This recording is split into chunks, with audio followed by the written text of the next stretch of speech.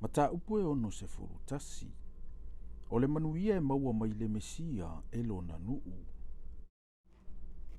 Ua ia ulunga le anganga o le ali o Yehova.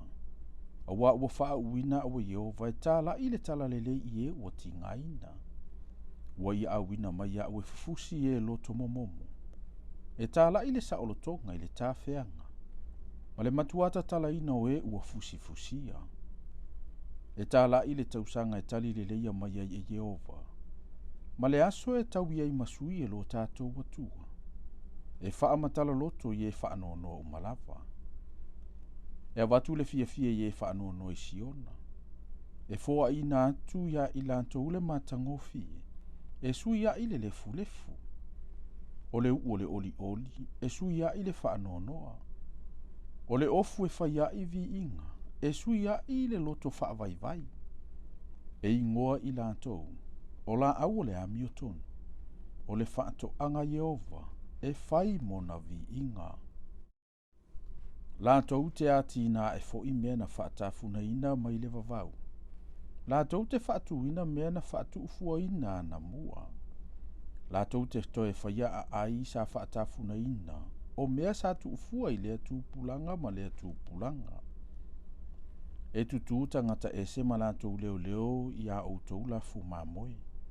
O tangata onu e se fai i lantou ma outou ngalue fanua. Ma outou ngalue vine. A outou. E ingoa outou. O fai taulanga a Yehova. E ta ua outou. O au nalo tātou watua. Tau te a ai mea le leia nu ese. E fai fo i ma outou o a latou oa. E ta ilua ni mea sui a ilo outou masiasi. Latou te oli fo ilo lantou vaenga e sui a ile maa.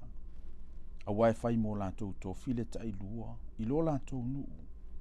E a te ilantou ule oli e whaavavau. A wawa ua Yehova. O te fia fia ile wha masinonga. O te ino i mea ua whaoa wha le tau pulea. O te avatua lo lantou tauwi ma le wha maoni. O te o sia le whea ngai ngai whaavavau ma i lantou. E ilonga la lantou whanau inu ese. E ilonga fo i e tutupu i ante i lantou i to tonu onu. E iloa i lantou uma o e va ai i ai. O i lantou lava o le whanau o whaamanu i a Yehova. O te matua fia fia i a Yehova. E oli lo uloto i lo uatua. A wawana wha ofu ina ui ofu o le ola tanga. Wana wha pulupulu ina ui le ofu o le amiotonu. E pei o le wha to a whai a wha ua pulou o ia pei se whai taulanga.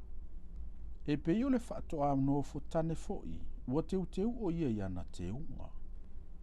A wai pei o na wha tupuina e le lau ele lo na fua.